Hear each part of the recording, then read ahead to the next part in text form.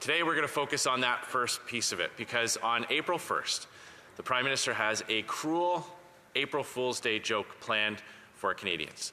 As if prices weren't high enough already, this out-of-touch Prime Minister is going to raise the carbon tax by a staggering 23% in just a couple of weeks.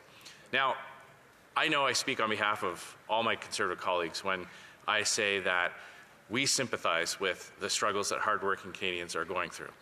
We've seen it. We've seen it in our ridings, Mr. Speaker. I've been in grocery stores where people who are well-dressed, people who look like they have jobs and means, go through the meat aisle, pick up a package of beef, stare at it agonizingly, and then put it back when they realize they just can't afford it. That's what life is like after 8 years of this Liberal government. And what's happening on April 1st? Those prices are going to go up yet again. So common sense Conservatives are fighting all week to spike the hike, to convince the Prime Minister and his NDP coalition partners to, at the very least, not raise it any more. The first thing you can do to help Canadians is to hold the line on this punitive tax and not make it any worse. I want to deal with a few myth-busting of the carbon tax. Remember when the Prime Minister promised that the carbon tax would do a few things? First of all, he said it would be revenue neutral. Then he said that it would help Canada reach its greenhouse gas emissions reductions targets. And he said that Canadians would be better off with it because of a rebate scheme that he had developed. At this point, I'll just remind the House that I'll be sharing my time with the Honourable Member for Stormont, Dundas and South Glengarry. So those 3 points, those are the 3 pillars that he built his carbon tax on. Revenue neutral, reduce emissions and help Canada reach its targets, and that he would give out more than he would take into Canadians. Let's bust all 3 of those myths. First of all, it's not revenue neutral. The government keeps a sizable percentage of the carbon tax. In fact, the CFIB, the Canadian Federation of Independent Business, estimates that the carbon tax alone costs small businesses $2.5 billion. That's $2.5 billion right out of the economy, sucked right out, and those costs that those businesses have to pay, all that gets passed on to consumers. The government keeps far more they collect than they give out with the carbon tax. That myth completely busted. That pillar has been completely demolished. Emissions reductions. Well, let's take a look at what experts say about this Liberal government's plan. It hasn't helped them hit a single emissions target. The Climate Change Performance Index ranks Canada 62 out of 67 spots. Canada's actually fallen several spots on that ranking under this Liberal government after 8 years of this Prime Minister.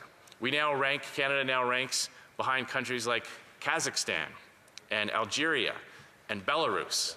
Those countries are doing better than Canada under this government. The Environment Commissioner said that this government was stacking, quote, failures on top of failures. That's the Environment Commissioner that this Prime Minister appointed. His own environment watchdog has concluded that this government is stacking failure after failure. So it's clearly not an environment plan, Mr. Speaker. It is a tax plan. And let's take a look at the impacts it has on families. The third myth, that somehow Canadians would be better off if they paid this tax. That has been completely shattered. We know that it adds to the cost of fuel, heating, and groceries. Let's take a look at some specifics. Starting April 1st, the carbon tax will add 17 cents to every litre of gasoline, 21 cents to every litre of diesel. We're looking at staggering costs that Canadians just cannot afford. The food experts, the people who monitor the grocery industry and the price of groceries on the aisle are saying that Canadians are going to have to pay an extra $700 this year on grocery prices before the carbon tax hike is even factored in. When you factor in all of the secondary costs. And see, this is the ridiculous rebate ruse that the Liberals are trying to sell Canadians. They're trying to sell Canadians that somehow magically, if you pay these higher taxes, these higher carbon tax costs, and the government takes the money and swooshes it around in Ottawa and spits it back out in various parts at various times, that somehow Canadians will be better off. The only problem is that once you take a look at the scheme, it falls apart almost instantly. Because what the Liberals did was something that was very tricky, very, very tricky, very clever, but very tricky. They designed the carbon tax rebate to only capture the direct cost. So only when you see the carbon tax on a bill, whether it's filling up your car with gas or paying your home heating bill, and you see that line item cost, that's the only thing that the rebate scheme factors in. What it doesn't factor in is how all those costs in the economy get passed on to consumers. And we pay that higher carbon tax every time we buy something that had to be grown or manufactured or had to be transported or had to be cooled or refrigerated or warmed or heated.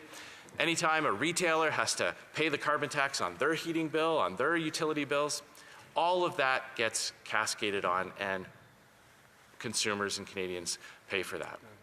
The rebate scheme captures absolutely none of that.